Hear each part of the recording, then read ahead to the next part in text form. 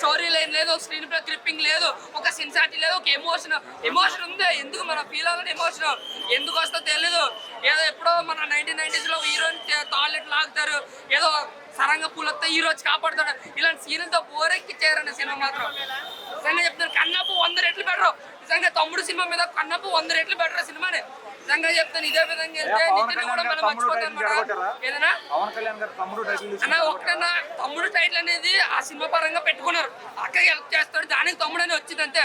పవన్ కళ్యాణ్ సినిమాకి దీనికి ఏ సంబంధం కాదు. బట్ సినిమా పరంగా అంటే ఐకాన్ స్టార్ తో ప్రాజెక్ట్ రిజెక్ట్ అయిందని చెప్పి కేవలం ఏదో కంగారుగా రాసుకున్నట్టు ఒక స్టోరీ లైన్ అంతే ఇది. ఇంకా నితిన్ తెచ్చి పెట్టారు, మన దిల్ రాజుకి డబ్బులు ఎక్కువ అయిపోయినట్టుకునే ఆ సినిమాకి, ఆ కంటెంట్ కి, ఆ స్టోరీకి ఇంత బడ్జెట్ అవసరం లేదన్న. బడ్జెట్ అనవసరం, సినిమాకి బీజం మెయిన్.